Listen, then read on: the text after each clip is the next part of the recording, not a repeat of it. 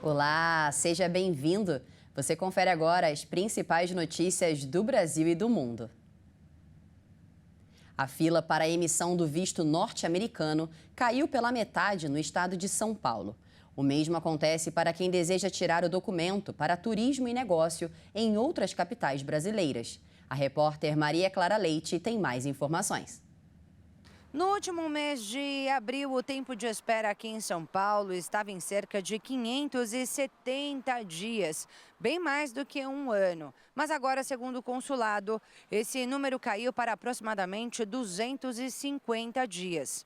Essa redução no prazo acontece porque desde o ano passado, a Embaixada dos Estados Unidos no Brasil passou a contratar mais oficiais consulares para ampliar a capacidade de atendimento.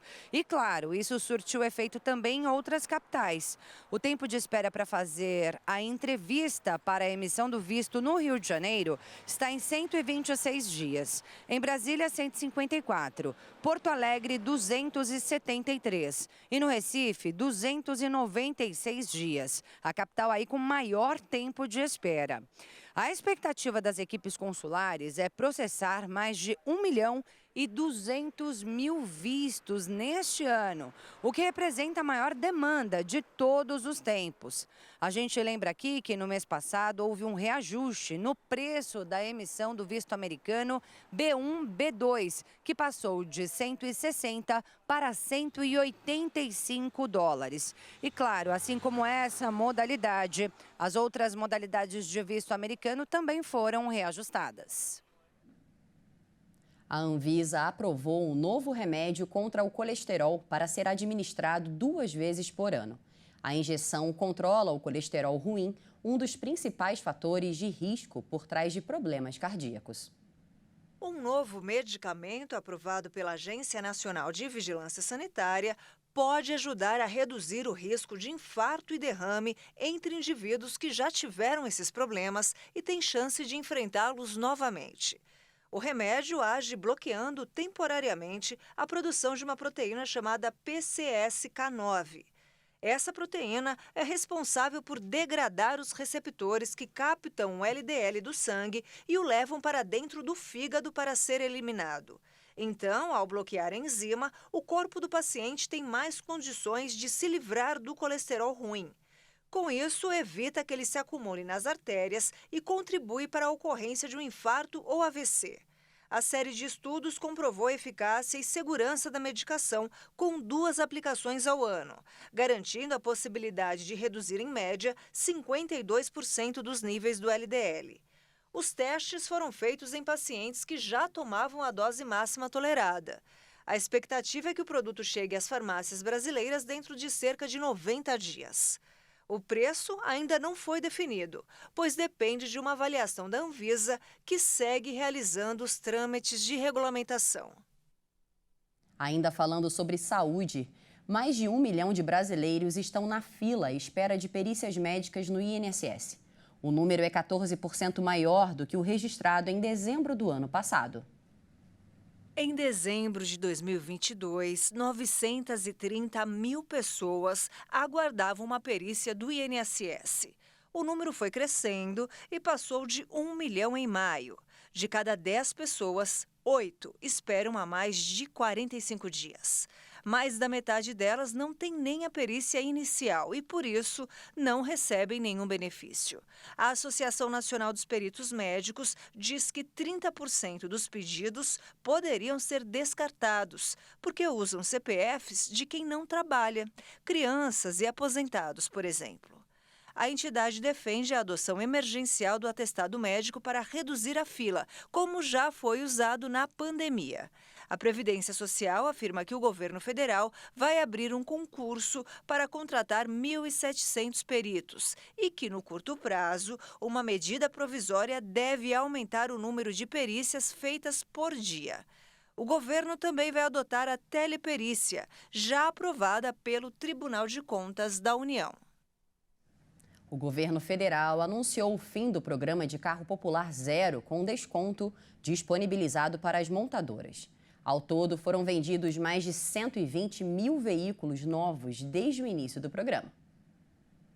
Dos R$ 800 milhões previstos em descontos para a compra de carro zero, foram usados R$ 650 milhões, sendo que R$ 150 milhões restantes devem ser usados para compensar a perda de arrecadação em impostos causada pelo desconto no preço final dos veículos. A estimativa do governo é que 125 mil veículos tenham sido vendidos. A iniciativa continua para a compra de caminhões, ônibus e vans. As informações foram divulgadas pelo vice-presidente e ministro do Desenvolvimento, Indústria e Comércio Exterior, Geraldo Alckmin. Segundo o Ministério, o programa deu fôlego à cadeia automotiva.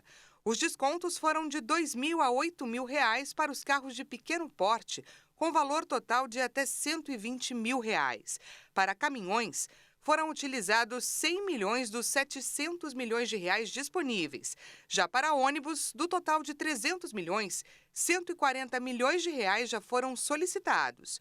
No total, o programa liberou 1 bilhão e 800 milhões de reais para baratear o preço dos automóveis zero, principalmente carros populares e frotas de caminhões e ônibus menos poluentes. E nos destaques internacionais agora, o secretário-geral da ONU, Antônio Guterres, condenou fortemente os ataques de Israel contra os civis palestinos. Guterres denunciou o uso excessivo da força na operação militar na Cisjordânia ocupada nessa semana. Entendo as preocupações legítimas de Israel com sua segurança, mas a escalada não é a resposta. Ela simplesmente reforça a radicalização e leva a um ciclo cada vez mais profundo de violência e derramamento de sangue. Restaurar a esperança do povo palestino em um processo político que leve a uma solução de criação de 2 estados e ao fim da ocupação é a contribuição essencial de Israel para a sua própria segurança.